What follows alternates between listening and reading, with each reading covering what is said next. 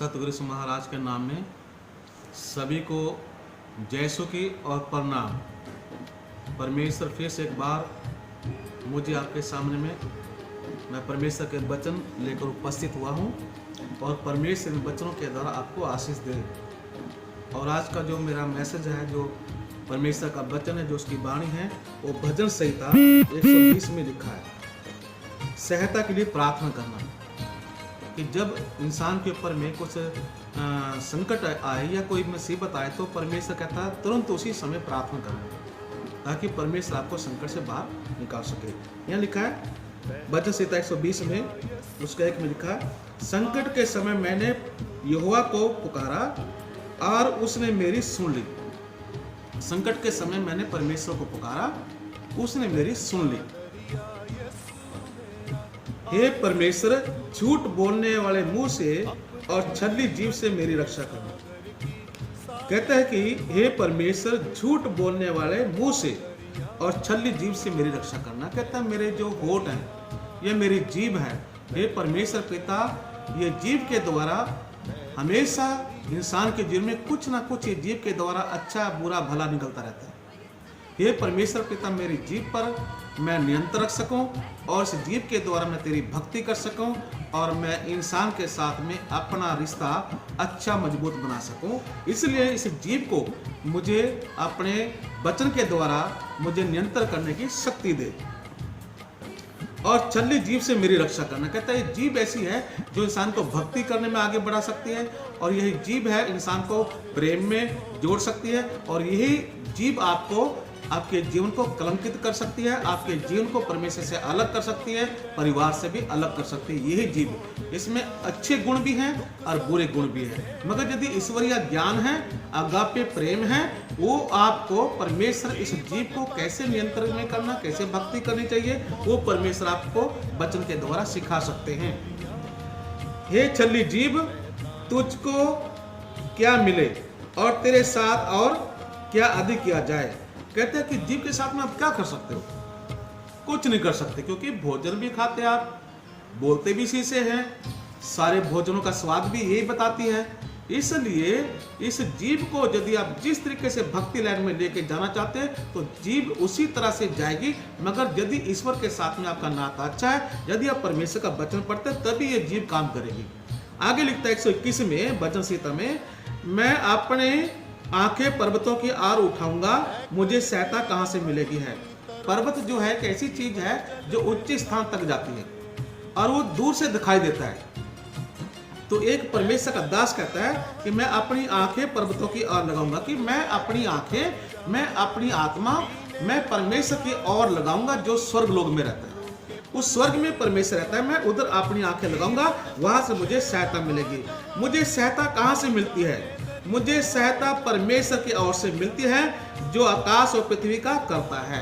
मुझे वहां से सहायता मिलती है जिसने आकाश बनाया, जिसने पृथ्वी बनाई, जिसने इंसान को बनाया, वो परमेश्वर मुझे सहायता करता है, मेरी मदद करता है। कहता है जो आकाश और पृथ्वी का करता है वह तेरे पांव को टलने ना देगा, तेरा रक्षक कभी ना ऊँगेगा और न तेरा रक्षक कभी सोएगा।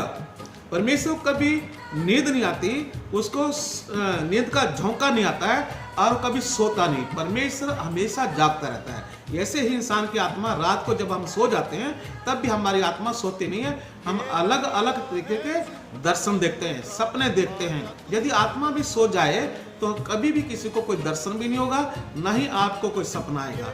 इससे ये प्रूफ होता है वचन से कि परमेश्वर जैसे नहीं सोता है, परमेश्वर हमेशा जागते रहता है, उसी तरह आत्मा भी कभी सोते नहीं है, आत्मा भी जागती रहती है। शरीर सोता है मगर आत्मा जागती है, इसलिए अलग अलग किस्म के सपने उसको आते हैं। तेरा रक्षक कभी ना ऊँगेगा, ना इसराइल का रक्षक ना ऊँगता है और ना सोएगा।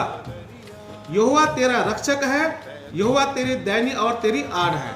वो परमेश्वर, वो परमात्मा कहता है तेरा रक्षक है, वो तेरी आड़ है। जैसे ट्रक होता है, यदि पहाड़ी इलाके में जाता है तो ऊपर में चढ़ने के लिए जो गाड़ी के साथ में काम करने वाला रहता है और ड्राइवर गाड़ी को चलाता है, तो पीछे लकड़ी का गुटका पीछे टायर के पीछे लगाते हैं, छोटा सा होता है और गाड़ी में कितने टन होता है और वो पीछे बैक नहीं आती।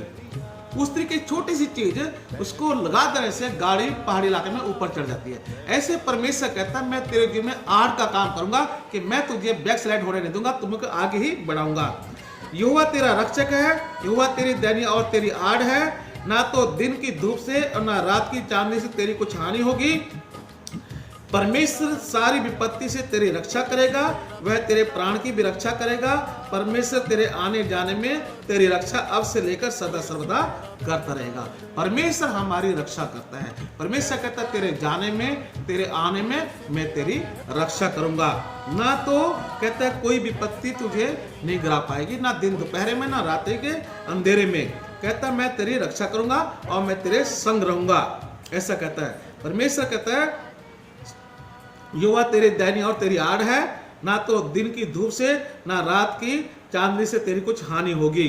परमेश्वर कहता रात्रि में चलो, दिन में चलो और कहीं भी जाओ सफर में, पहले परमेश्वर के नाम को याद करना, प्रार्थना करना। परमेश्वर आपकी अगुवाई करेगा, हर संकट से आपकी रक्षा करेगा। इस समय में हमें वैसे जैसे परमेश्वर हमें वचन देता है हमारी रक्षा करने के लिए, ऐसे हमने अपने देश के लिए रक्षा के लिए प्रार्थना करने की, सभी लोग बीमारी में किसी की मृत्यु ना हो, सभी लोग सुरक्षित रहें और सभी के लिए प्रार्थना करनी है ताकि लोग इस बीमारी से बचें और परमेश्वर उन पर अपना आशीर्वाद दे, कृपा दे। आइए हम प्रार्थना करेंगे ताकि पूरे संसार के लिए और अपने पूरे सत्संगियों के लिए और पूरे संसार के लिए। सर्वशक्तिमान परमेश्वर पिता, मैं तेरा धन्यवाद करता हूँ पूज्य कि आज का वचन हमारे जीवन में दिया और इन वचनों के द्वारा आपने सिखाया कि संकट के समय मुझे पुकार, मैं तेरी रक्षा करूंगा, मैं तेरे जाने में तेरे आने में रक्षा करूंगा।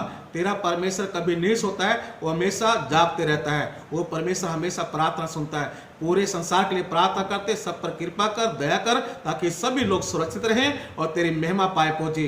पूरे देश के लिए, डॉक्टरों के लिए और पूरे स्टाफ के लिए, पुलिस के महकमे के लिए, सभी के लिए हम प्रार्थना करते हैं। सभी को सुरक्षित रखना, उनके परिवारों पर, उनके बच्चों पर कृपा करना। इस दुआ को हम तेरे चरणों में अर्पण करते हैं, तेरा आशीर्वाद का अभिषेक करते हैं और तेरी आत्मा के द्वारा सभी पर तेरा आशीर्वाद का अभिषेक करते हुए प्रभु जी ये सारी प्रार्थना मांग धर करता यीशु मसीह के नाम से तथास्तु। जय यीशु की।